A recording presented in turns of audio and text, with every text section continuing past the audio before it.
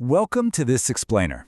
Okay, so if your heart beats just a little bit faster when someone starts talking about massive engines, robotics, or, the whole future of smart mobility, then you're basically standing at the absolute biggest crossroads of your engineering journey, mechanical or automobile. Well, today, we are serving up the ultimate cheat sheet to help you figure out the exact right path for your future.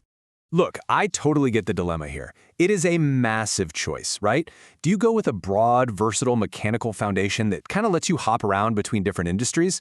Or do you hyper-specialize right out of the gate into an automotive future that is literally undergoing its biggest revolution in a century? Honestly, it's tough. But hey, that is exactly why we're going to break down the data, the syllabus, the actual skills you need, and of course, the salary. So here's our roadmap. 1. The engineering crossroads. 2. Syllabus and core skills. 3. The EV and tech revolution. 4. Real-world roles and salaries. And finally, 5. Studying and working abroad. Let's dive in. Starting off with Section 1, the engineering crossroads. So think of mechanical engineering as your classic Swiss Army knife. It's this incredibly broad discipline that covers everything from solid and fluid mechanics to thermodynamics, robotics, and complex energy systems. You could easily end up working in aerospace, oil and gas, or massive manufacturing plants. Automobile engineering, on the other hand, that's your laser beam. It is a highly specialized branch, laser-focused on the design, manufacturing, and operation of vehicles. With this, you're looking right at internal combustion engines, vehicle dynamics, transmission systems, and cutting-edge electric mobility solutions. Moving right along to Section 2, Syllabus and Core Skills. Okay, so what are you actually going to study? Well, the first year for both is largely foundational. You're mostly just brushing up on your secondary math and physics. But from the second year onwards, things get intense. If you want to work in automotive design and R&D, you really have to brace yourself for heavy numericals. You'll be covering the deep, complex math behind engine parts, powertrains, and suspensions. And as you push into your third and fourth years, the curriculum shifts heavily toward control systems and electronics. Now, this breakdown perfectly highlights the difference in the actual software toolkits you're going to need to master. While a mechanical student might focus heavily on general CAD tools like AutoCAD and overall robotics, an automobile engineering student really has to dive deep into tools like CATIA, ANSYS, and computational fluid dynamics. And definitely take a look at that bottom row. Modern automotive engineering relies massively on MATLAB, Simulink, and Python. Every modern automotive control system out there is built around mathematical modeling. And knowing how to actually code those models, that's exactly what gets your resume pushed straight to the top of the pile. All right, Section 3, the EV and tech revolution. We have got to bust a major outdated myth right now. Automobile engineering is no longer just about greasy engines and tightening gears. By 2026, the car your parents grew up with and the car you'll be working on are going to be completely different machines. Today's vehicles are entirely software-driven, AI-assisted, and constantly connected to the internet. Really, they're just computers on wheels. And to put that massive shift into perspective for you, over 30% of new vehicles sold in India alone are expected to be electric or hybrid by 2026. That is just a staggering shift in how mobility is powered, and it's aggressively pushing the entire industry towards sustainable energy and advanced battery management systems. And globally, the demand for electric vehicles is expected to shoot up by 22% annually. For you, as an aspiring engineer, this rapid expansion means immense job security.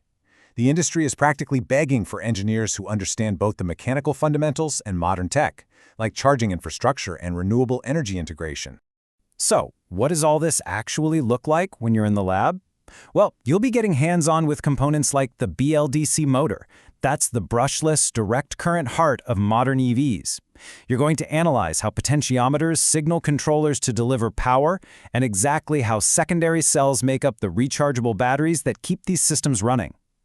This right here is the deep, specialized technical knowledge that companies expect you to have.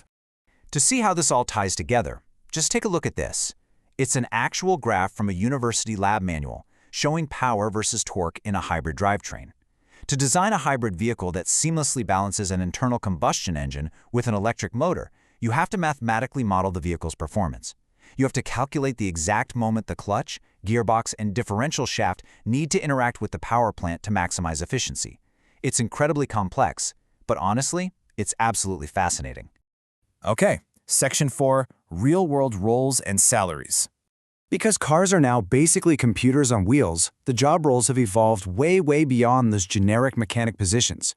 You could become an EV powertrain engineer, a battery systems engineer handling complex lithium-ion tech, an ADAS engineer working on advanced driver assistance and autonomous systems, or even a vehicle dynamics engineer perfecting stability and performance. These are highly lucrative, incredibly futuristic jobs, and the demand for them is just skyrocketing right now. So, let's talk numbers. What does this mean for your bank account? Generally speaking, entry-level mechanical engineering roles do start slightly higher, at around 3.5 to 5 lakhs per annum, compared to the 3 to 4.5 you might see in automobile. And over the long run, mechanical tends to offer slightly better average compensation, simply because it spans across so many diverse industries, like aerospace, energy, and robotics. But here's the catch. Automobile engineering offers incredibly fast-tracked niche growth. If you specialize in EV technology or autonomous systems right now, you are stepping into a space with a massive talent shortage, which can rapidly accelerate both your career trajectory and your earning potential. And finally, Section 5, Studying and Working Abroad. Now, if you are thinking about taking your skills global and studying abroad, the destination matters just as much as the degree itself. The UK is absolutely fantastic for its one-year MSc options. Plus, they have incredibly deep links to motorsport and Formula student teams. Germany? Well, that's an absolute powerhouse. You get a huge industry presence, think massive legacy automakers, along with very low public university tuition fees. Meanwhile, Canada is extremely popular for its highly practical engineering co-op programs and, of course, direct access to the North American automotive manufacturing hub. So, as we wrap up this explainer, I really want to leave you with this final thought. If you want pure versatility and the absolute freedom to hop between aerospace, energy, and manufacturing whenever you want, mechanical is your safe, powerful bet. But if you are completely obsessed with cars, EVs, smart dashboards, and autonomous systems, automobile engineering is going to put you right at the absolute forefront of the mobility revolution. So what's it going to be? Do you want to build the machines of tomorrow, or do you want to drive the future of mobility? The choice is entirely yours. Thanks so much for joining me, and I really hope this cheat sheet helps you map out your perfect engineering journey.